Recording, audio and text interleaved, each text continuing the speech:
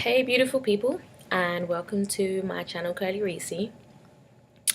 So I've been kind of toying with the idea of if I want to make this video, if I don't want to make this video for the last couple of weeks, and I just decided to just go ahead and make it, mainly because I feel that it will help me to kind of deal with some things, and if it helps somebody out there, you know, deal with something that they're going through, then that's just a bonus.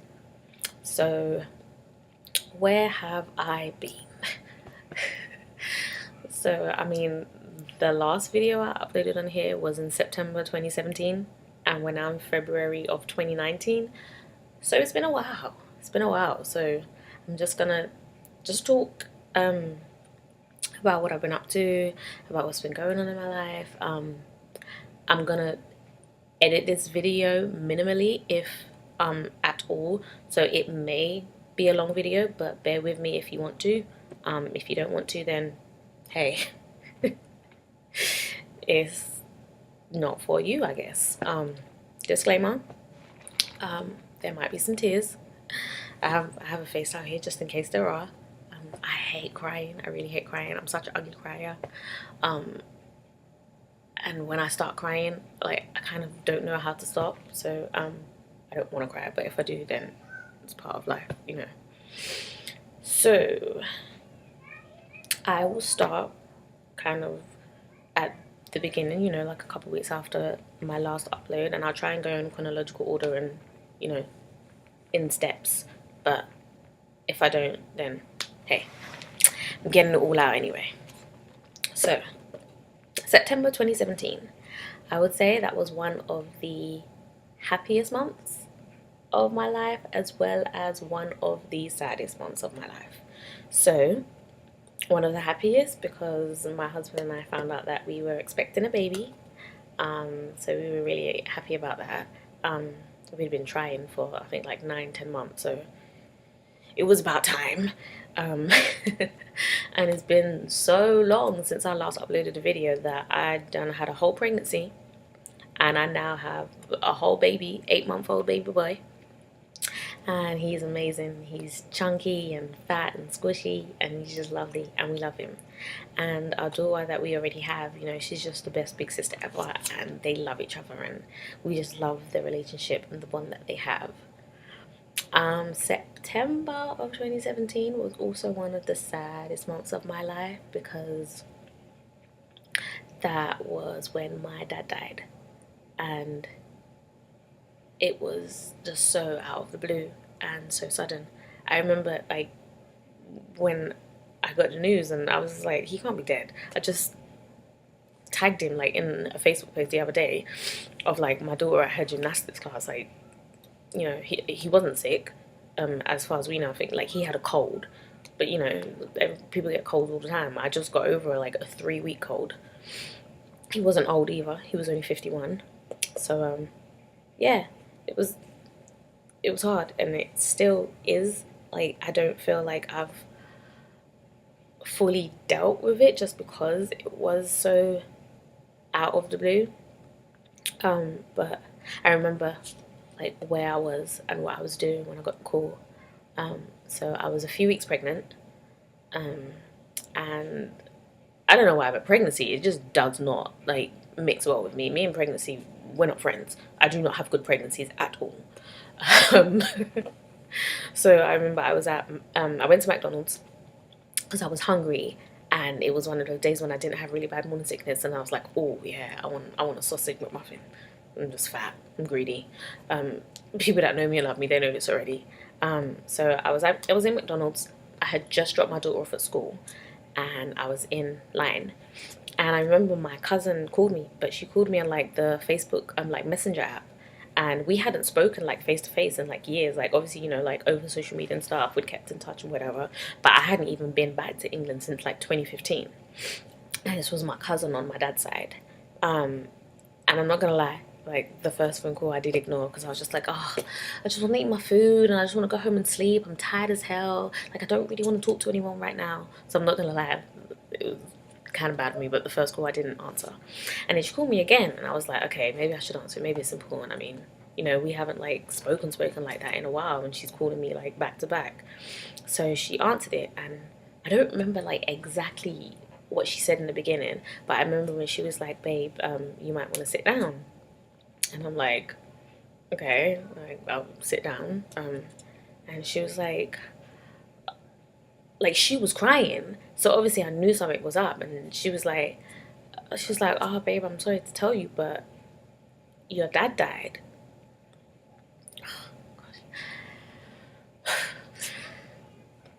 And I'm thinking to myself, obviously I heard what she said, like I'm not deaf.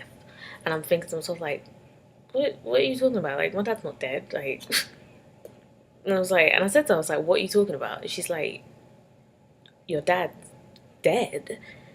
And I just started crying. Like, I don't know if you've ever lost a parent. It's, you can't, like, I see, even now I still can't even describe it. Like, you can't even describe like how you feel, like, especially when you lose them like so out of the blue. And especially when, like, my dad was 51. Like, I expected to have like, you know, 20, 30, 40 more years with him, not, you know, him dying like when I'm 27. And I remember like I just started crying, and I didn't even get my damn food.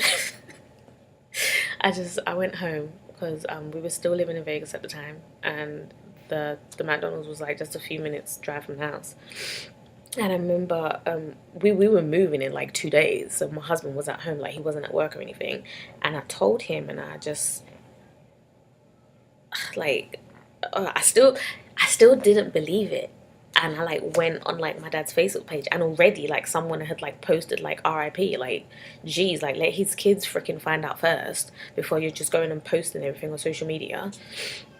And I remember I think I can't remember if I called my sister, if I messaged my older sister, and I was mad because I thought like she had known, and like she had known for a while and she didn't tell me. And I remember like I messaged her, and I was mad because like she didn't tell me, but like she had literally just found out as well. So that was yeah, that was hard. It still is hard. I'm not gonna lie and be like, oh, my dad was the best dad, like when growing up, and amazing dad. Like, I'll be honest, he wasn't. He wasn't the best dad. But when it came to his grandchildren, I guess he had realized that he wasn't there as much as he should have been, and he wasn't the best of dads that he was to us. So that with his grandchildren, he, I guess, tried to make up for that. He was like great with my daughter and with my brother's sons that he has as well. So yeah, like he made sure that every year he would never forget to call my daughter on her birthday and Christmas and send something. And I don't know if you've ever sent something from like England to the States. That is not cheap.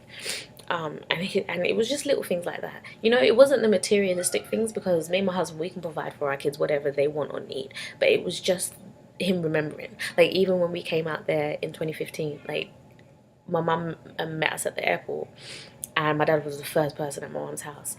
And then the day before we left, my older sister, my older brother, his girlfriend, and one of my close friends, they came and like spent the day with us like the day before we left, because obviously, you know, we didn't know when we were going to see them again. And I remember even before I moved out here, we had dinner, and my dad was there and everything. So, you know, he really tried, and he really made sure that, you know, he was there. And so it was just hard, especially because like living, you know, in separate countries, you don't see each other physically as much as you would like to. So I feel like that made it even like harder, because I wasn't seeing him all the time, but now to know that I would never see him ever again, it was just hard. Like, there's no like I'm usually a better describer with my words, but not right now.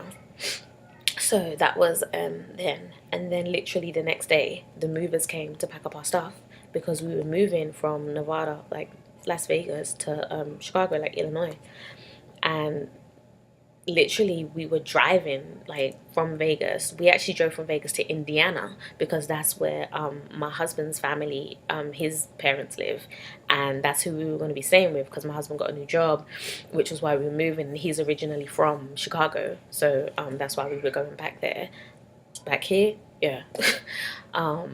So yeah, we were staying with them until we found a place. So literally found out my dad died completely out of blue. Next day, movers in to come and move our stuff.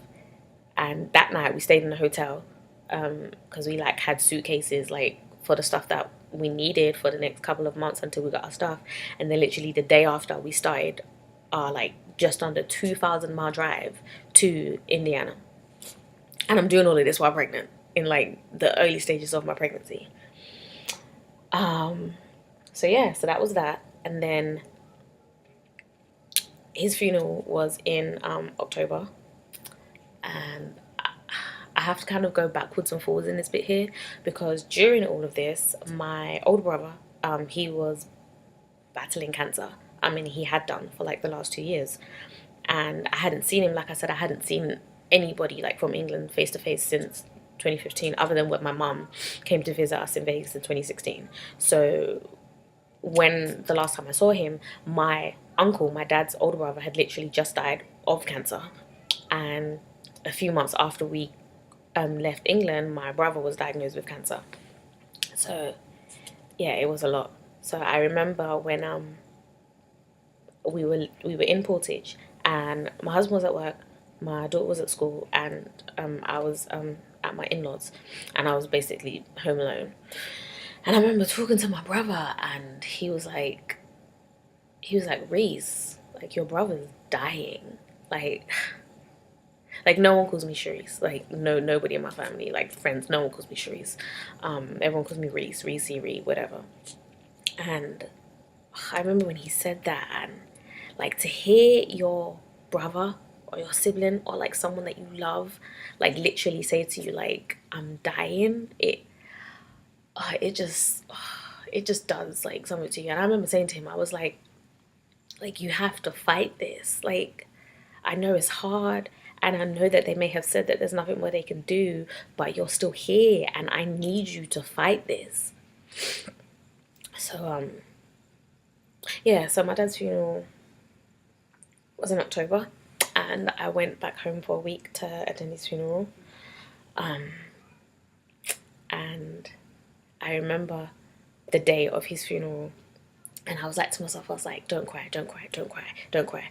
Not because I didn't want to show emotion, but because I knew that if I started to cry, I didn't know when I'd stop. And I had already had like nights when I couldn't sleep, and I would just think about my dad, and I would just be crying. Like I would cry so hard and so much that I would give myself like a damn migraine. So I was there, I was in the car, because from my dad, I have an older brother, an older sister, and two younger brothers, and we all have different mums. Yeah, dad, yeah, he was a bit of a hoe. Like, let's just be real, he was a bit of a hoe. 5 kids, 5 baby mums, okay. But I was in the car with my older sister and my younger brother, and my older brother, he was coming with his girlfriend. And I remember, and I was just saying to myself, don't cry, don't cry. And I saw the hearse with his coffin inside and the flowers, and I kind of just lost it. Yeah, I kind of did. And I remember going in church, and I was just like, oh my gosh, like stop it, like get a grip, because with all of his kids, like minus my youngest brother, who I haven't seen in a very long time, we were all saying something or doing something at his funeral, at like the service.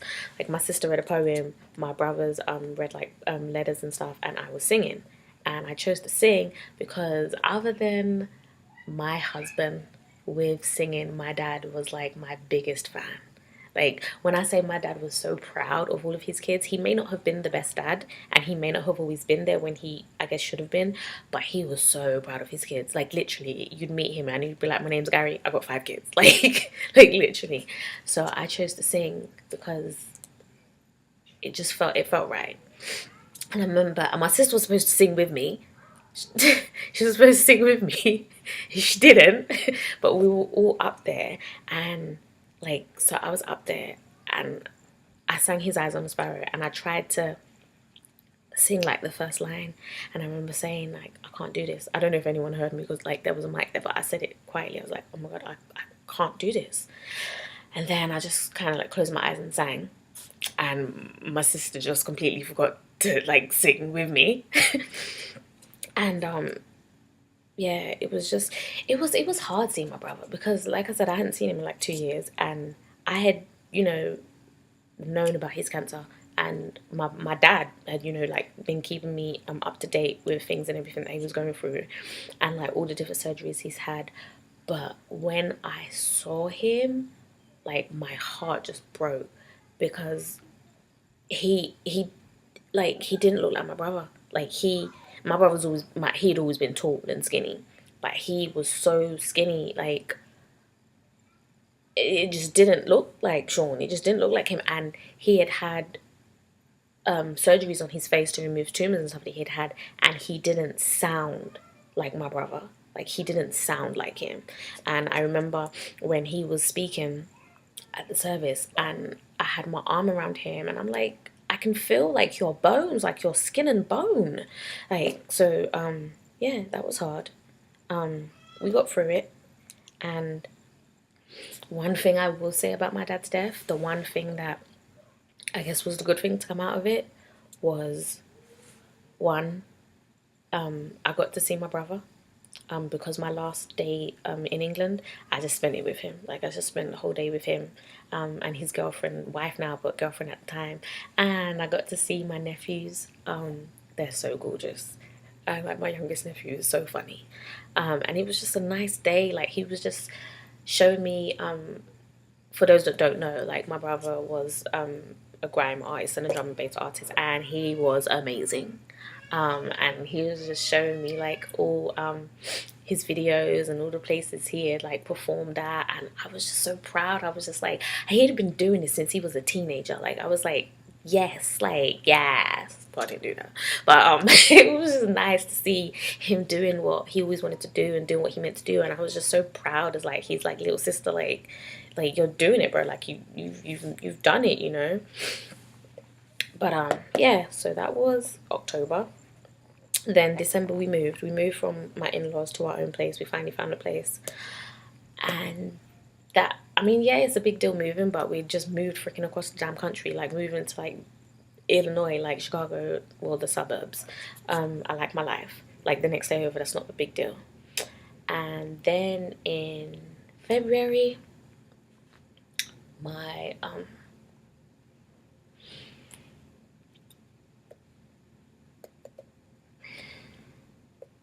so in February my brother died.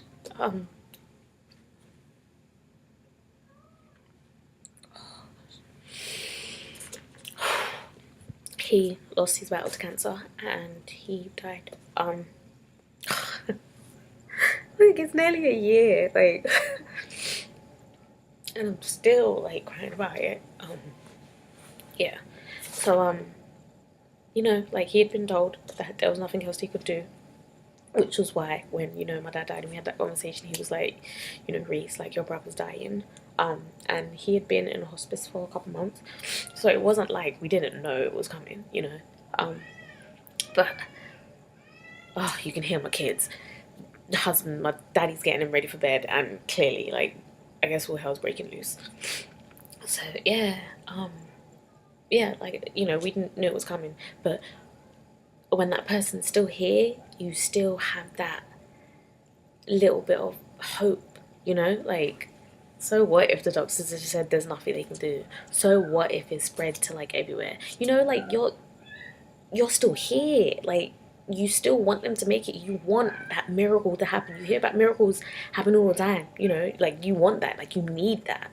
And it made, and I'm not gonna lie, sometimes I did feel selfish because I knew he was suffering and I knew he was in pain, and I'm like, oh, how can I be so selfish to still want him here? And this isn't, he's not living, like, but that's my brother, like that's someone I love. like, we share the same blood, you know?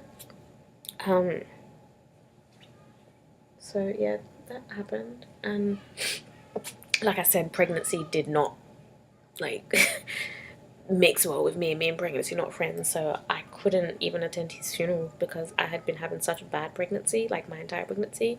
Like, my doctor was not going to sign off on me flying. And even though I was due in May, I just like had such bad morning sickness and pains and just like everything. It was just a whole palaver. And I thought I had made peace with that because obviously it was for, you know, like the safety of me and my baby. But I remember, like, on the day of his funeral, I was just upset and mad and hurt. Like, I don't know, just a lot of emotions. And dealing with all this on top of being freaking pregnant, like, oh, it was not easy, man. It was not. And it was hard because like with my dad, it was like super out of the blue, but you know, like, I got to be there, like, to say goodbye, like, for his send off. And but I still wish that I would have seen his body because he had to have a full autopsy, so we didn't have an open casket, so I didn't see him. And my sister went to see him, like, in the morgue, and she was like, "You can come and see him, babe, but I'll be honest with you, I don't think you should because he doesn't look like that." And she was like, "I don't think you want to see him like that, and I don't think you want to remember him like that." So, and I knew what she meant. I'm not going to go into like the gory details, but I knew what she meant, and I didn't. And sometimes I wish that I did because maybe it would have allowed me to, I guess, come to terms with it a bit more, like actually like seeing him. But then again, it's like, well, no, I want to remember my dad like how I remembered him. Like, I want to remember him like how goofy he was and how cringe embarrassing he was. Like, but then with my brother, like, I didn't, yes, I got that day with him, you know, like before I came back to like America, but I didn't get to say bye because I'm not gonna say bye then because you're still here. Like, no, like, you're not dying. And also like, I had a cold that day, and when you're pregnant there's not a lot of things you can take, so I had a really bad cold. And when you're going through chemo, you have, like, I guess, a suppressed immune system, so I couldn't touch him because obviously, like, the germs from my cold. So the last time I saw my brother, like, I couldn't even hug him. Like,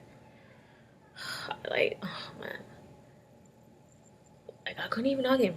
I couldn't because, you know, like, I didn't want to make him more sick. And it's crazy because, like, as kids, like, me and my siblings, we weren't like super close because obviously where we have different moms and we lived in like different parts of like London and stuff, um it was hard. But obviously I always knew who my siblings were, and like my dad would try and like get us all together and like see us and stuff. Like, I remember, like, there were times when he would pick up me and my brother and we'd go and see my sister in like South London and stuff.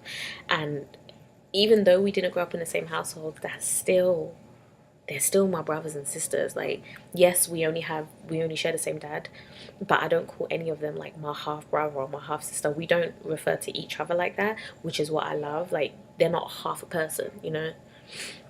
They're still just my siblings. um so, and I still love them. Like, I may not speak to you all the time, I may not see you all the time, but you're always in my heart, you know.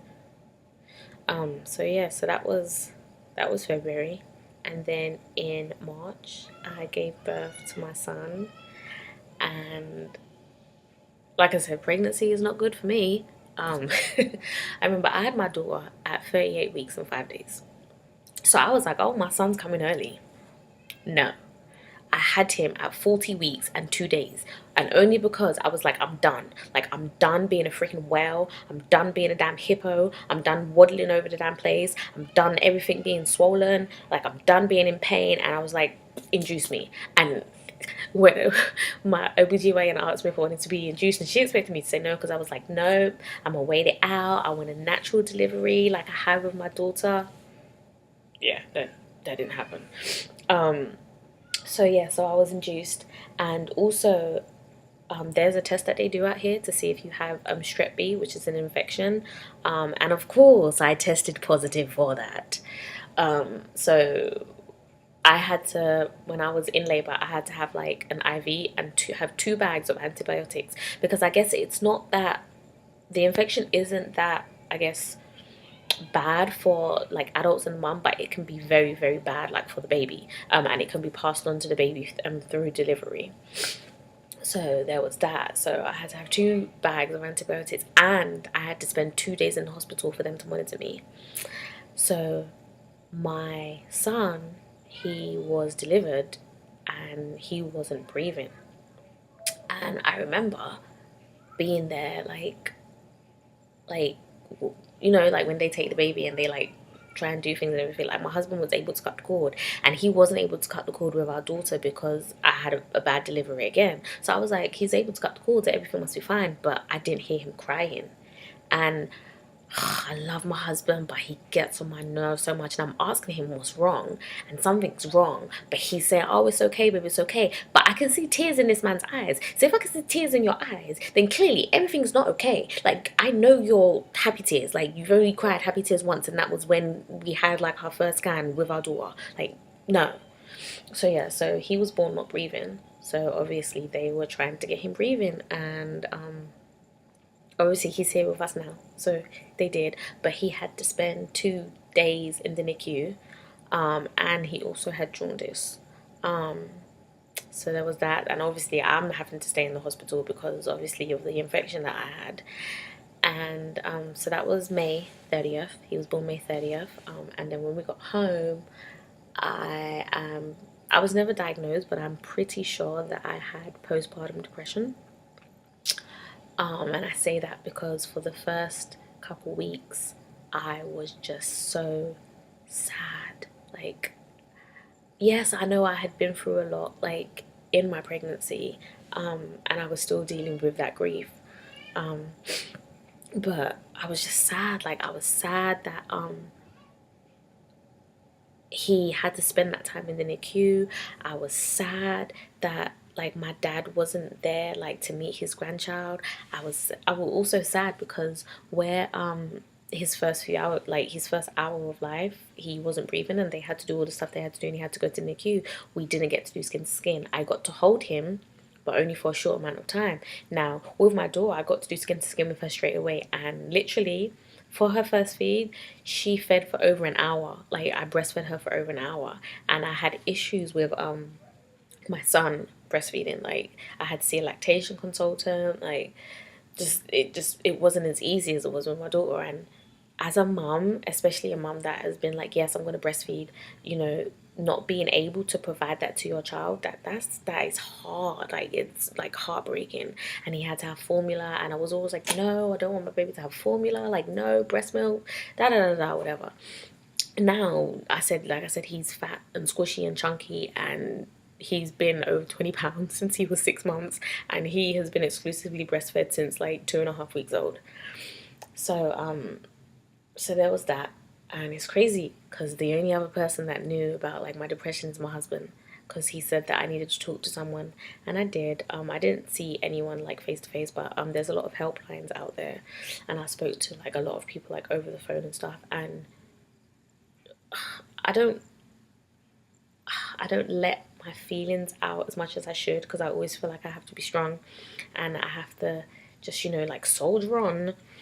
But talking to someone about things, especially like someone who's gone through what you've gone through, it is the biggest help, which is also why I'm making this video, because it just helps, like, just to let it out. Like, it really helps, it really does. So yeah, so there was that. So that brings us up to, I guess, June of 2018.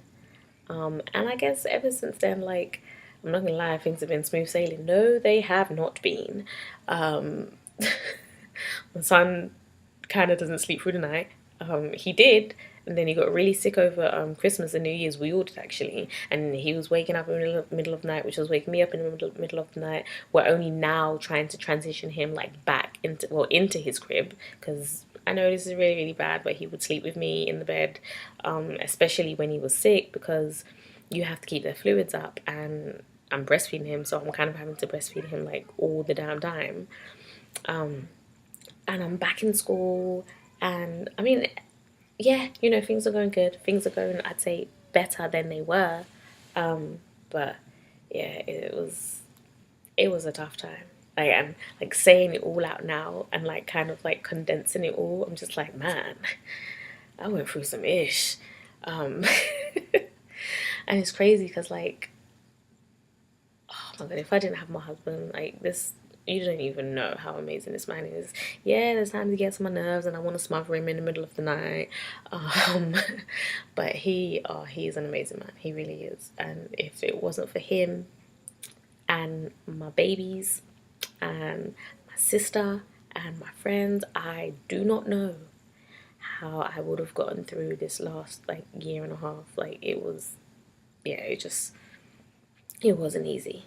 It wasn't, but yeah, I'm better now. That felt so cathartic. I think that's the word. Like it was good to just kind of let that out, have a little cry, just yeah, feel better. So I just want to share like a few memories about my dad and my brother. Um, one of the memories. Oh my gosh, my dad. Okay, so remember how I said he was like really cringe embarrassing? So me and my husband, we've been married for like just over 6 years, and like my dad, I'm not gonna lie, my dad, he really really liked my husband, like he really did. And like ever since we got married, he'd always call him son, and it was just always like, oh dad, you're so cringe, man, like just call him Miko like everyone else. um but he'd always call him son. And he was there when we got married, and stuff. And what did he say? He said oh something like, oh, now you can't give her back, to my husband. Like, all right, like calm down. um and oh, okay, yeah, one thing about my dad, he used to love cartoons. Like he used to really love, like Tom and Jerry was his favorite cartoon, and he was so loud. Like this man would laugh and I'm like, dad, like stop being so loud, like we're trying to watch this. Or like when he'd pick me up on the weekends and we'd watch like Def Comedy Jam at like my aunt's, and he's laughing and everyone's like, Gary, man, like shush, like like we're trying to hear this. Oh gosh, yeah, my dad makes me laugh, man. Oh, I gotta miss that man. And one of my best memories with my brother, I was like 13, 14. I think I was 13. And I guess me and my mum were having issues, and basically she like kicked me out and was like to my dad, "Hi, you better come get your daughter." Um, and like my brother was like, "Oh, like let Reese come and stay with me," and I stayed with him and his girlfriend at the time for a week, and man, I had so much fun, like so much fun. I remember one day I wanted to go see my friends in Hackney. He was living in Old Street at the time, and he was like, "No," like he's like, "No, you're not going." I'm like, "What do you mean I'm not going to see my friends?" And like, "You're not going to Hackney. It's dangerous and da da da da da." I mean, I don't really feel like it was. He's like, "You're not going to Fields," and I was like, "Sure, man. Like, just want to see my friends. I'm gonna be at my friend's house." Lies, lies. But well, I was at my friend's house, but that wasn't the only place we were. And he was like, "All right, fine, cool." And he's like, "Just make sure you're back by 10." Like I was hyped. 10 o'clock.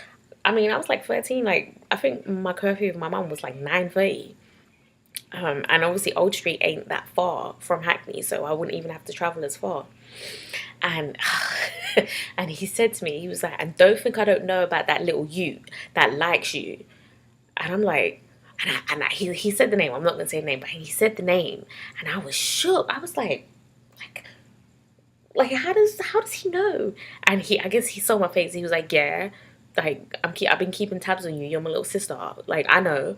I was like, "Oh, okay." I was like, "Oh, I don't even like him." I mean, did I? I don't think I did, because he was like he was like a bad boy, but he was cute, whatever.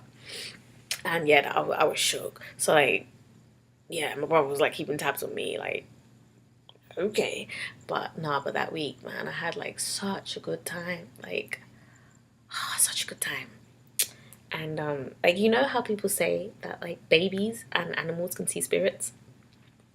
I am convinced, I don't care what anyone says. I said this to my husband and I said this to my sister. I don't care what anyone says. My dad and my brother have visited and my son has seen them.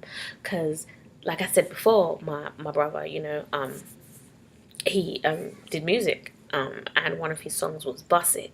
And like I don't even know how to do it, but like you literally put your finger up like this and like that's like the Bust It sign. And okay, there has been times when my son, he doesn't really do it as much anymore, but he would be looking off into space, like not paying me no mind, but looking off somewhere and paying so much attention to whatever it was he was looking in the distance, and then he would go like this and smile. I don't care what you say. You could not tell me that that was not my brother. I don't, like, you just can't. Because, like, also one thing about him, like, he was a joker. Like, he would, like, he was a funny guy. Like, and I feel like that would be some, like, stuff he would do. And he would think it was hilarious. Like, I remember, if you know about Phone Jacker, if you know, you know. And I remember the internet service providings, like, he did the best like impression of that dude. Oh man. Oh, there was that time. That time I remember it was me, my brother, my cousin Charlene, and my cousin Reese, and we were at my grandmother's house, and my uncle, the one that died in 2015 from cancer, my uncle Barge. And my, he had a stutter. So like it's like me, like all of us, it was like bah, Barge is a sheep. Like, and he was getting really annoyed and really pissed off that we kept doing that. So I guess like he kept telling us stop it. He was like, next one of you guys that does that, I'm gonna beat you with a belt. So it wasn't my brother that did it, but it was one of us three, and it was like bah, but it's a sheep, and my uncle didn't know who it was, and he thought it was my brother. And I remember he was like chasing him like around the living room trying to beat him with a belt. Oh man. Oh, that was funny. We were mean, man. That was mean. Oh, but yeah. Oh, I'm gonna miss them. I am gonna miss them. I am. I really really wish that they would have got to meet my son. But like I said, he's seen them. I'm telling you, he has seen their spirits. Cause I white say my house, like I white say every house we move into and get out all of them negative spirits, any negative energy that's up in the house, and I say like whatever I need to say to get it out of here. And so I know there's no badness up in this house. There's no bad spirits up in this house, and yeah, it's them. I don't care. Like it is them. And I remember telling my sister when she came out here for Christmas just gone. She was like, I don't know if she like believes me, like, but she was like, oh, you know, if that's what you believe and that's what you think, then you know that's what you believe. But that was nice. Like I said, like one of like the two good things that came out of my dad's death is one, I got to see my brother before he died, and two, me and my sister, our relationship is so much closer. Like we have that close relationship and that close bond that I've always wished that we've had. And I mean, we've had it in moments, but it was never always like solid and stayed solid. And it has been like the past like year and a half, it really has been. And like I said, she came out here for Christmas and she got to meet my son, and that was great. And yeah, it was just nice like to just spend some time with her, because when I found out my brother died, she was the only one that I wanted to speak to, because I just felt like out of anybody in the world, like, you know how I feel.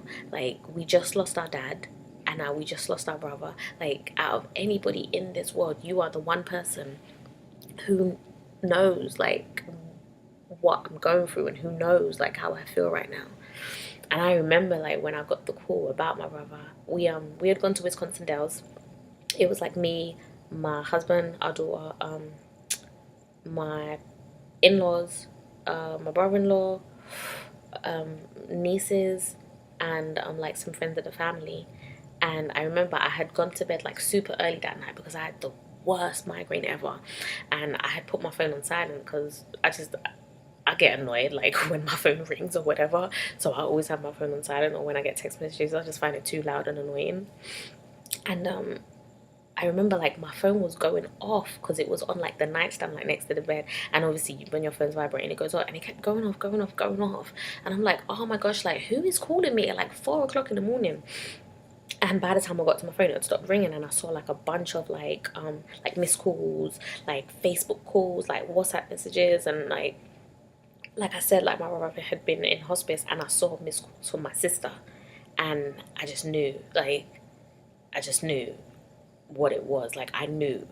And she called me, and I answered it like straight away, and she, you know, she told me and stuff. And I remember just sitting like in the bathroom, like just crying, because like I said, you know, like you still have hope. You still have hope. If that person is still there with you, you still have hope that they're going to pull through, that they're going to make it through, and that everything's going to be okay.